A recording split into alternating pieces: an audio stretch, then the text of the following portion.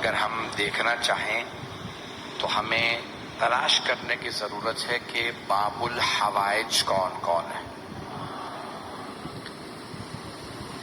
القاب جو اللہ اور معصومین دیں بس وہی القاب درست ہیں، کسی اور کو القاب بنانے کی اجازت نہیں. تو ہمارے ہاں روایات میں 4 باب الحوائج ہیں. سننا چاہیں گے آج؟ کچھ نکاحت سی ہے، 2-3 دن سے گرمی میں زیادہ برداشت نہیں کر پاتا ہوں، اور پھر جتنا پسینہ آ جاتا ہے اس کے بعد مجھے کافی نکاحت ہو گئی ہے. تو مطالب جہاں تک پیش کر سکوں گا پیش کروں گا، ساتھ ساتھ چلتے رہیے گا. تو اللہ نے 4 باب الحوائج بتائے ہیں معصومین کے ذریعے کہ 4 باب الحوائج. پہلے ہیں امام موسیٰ کاظم علیہ السلام.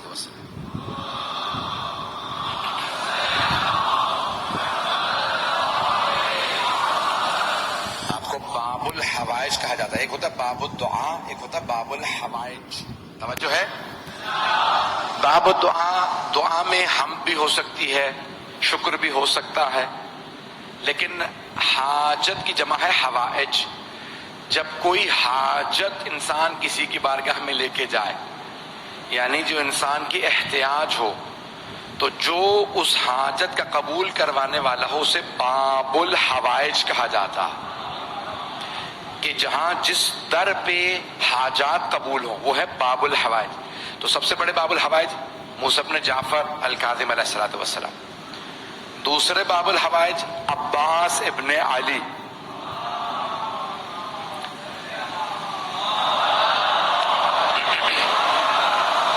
تھوڑی سی دیر چلتے رہیے گا. تیسرے ہیں باب الحوائج حضرت مسلم ابن عقیل.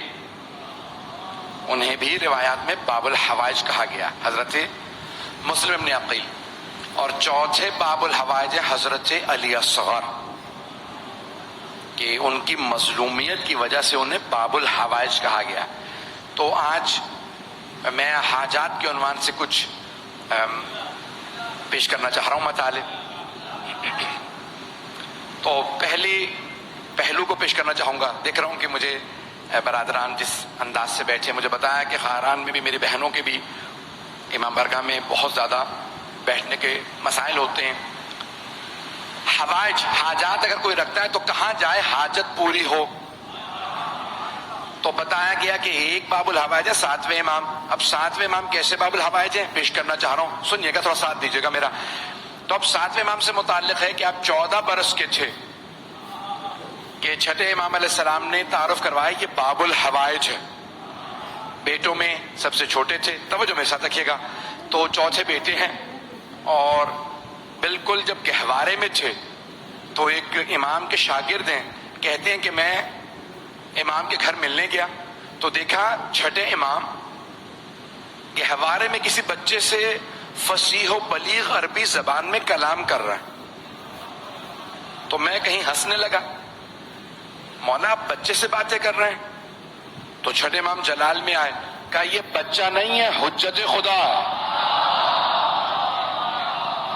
یہ عام بچہ نہیں، یہ حجت خدا. کہا میں بڑے ادب سے بیٹھا سننے کے لیے. تو 6 امام کچھ دیر باتیں کرتے رہے. کہا تعجب میرا یہ ہوا کہ وہ جو گہوارے میں تھے وہ بھی بڑی فصیح و بلیغ عربی زبان میں جواب دینے لگے.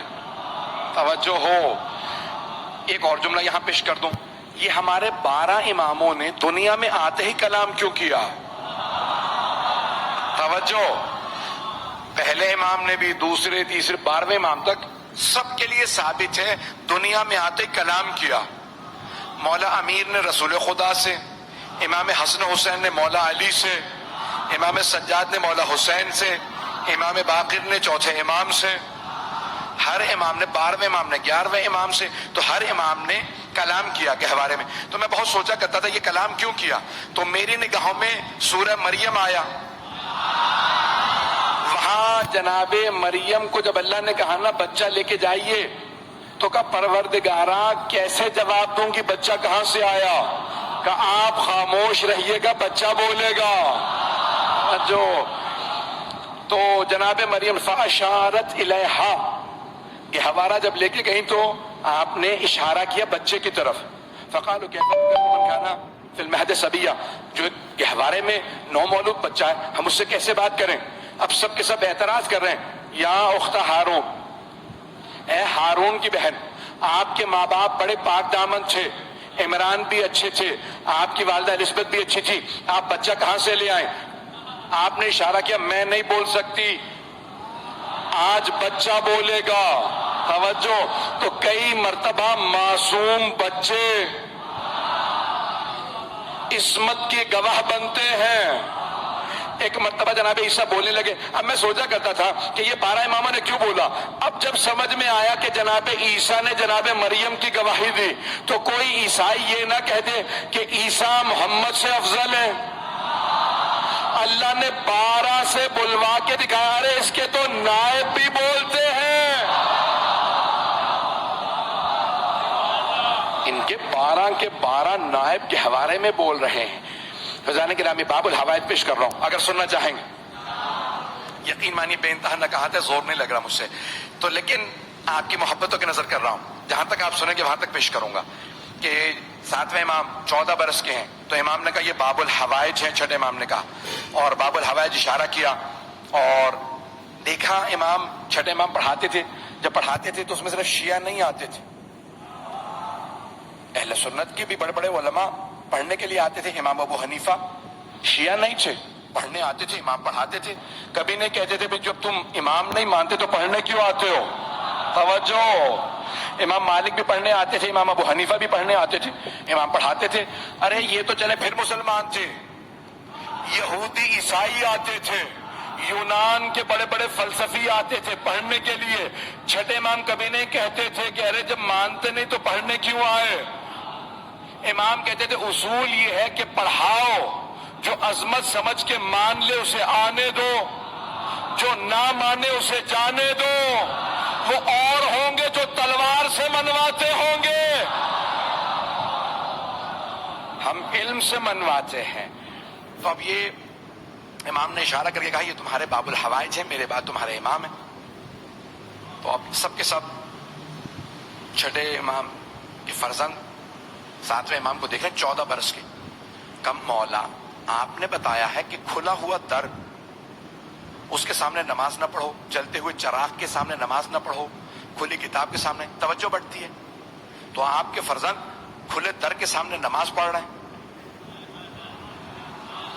کچھ لوگ تو پہنچ رہے ہیں۔ تو امام علیہ السلام نے فرمایا یہ عام بیٹا نہیں ہے، جب یہ نماز تمام کرے تو انہی سے سوال کرنا کہ کھلے دروازے کے سامنے کیوں نماز پڑھ رہے ہیں۔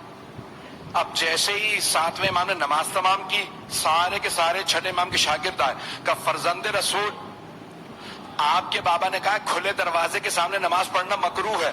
امام نے کہا ہاں۔ کہ پھر آپ نے نماز کیوں پڑھی؟ کہا جانتے ہو کیوں مکروہ ہے؟ کہا ہاں، توجہ بڑھ جاتی ہے، کوئی سامنے سے گزرے توجہ بڑھ جاتی ہے۔ امام نے کہا میرا خدا اس دروازے سے زیادہ مجھ سے قریب ہے، تمہارے احکام اور ہیں ہمارے اور، دروازہ کھلا ہو تو تم دروازہ ہی دیکھتے ہو، نماز نہیں پڑھتے، ہماری ٹانگوں سے تیر بھی نکال لیے جا تو ہم نماز ہی میں ہوتے ہیں۔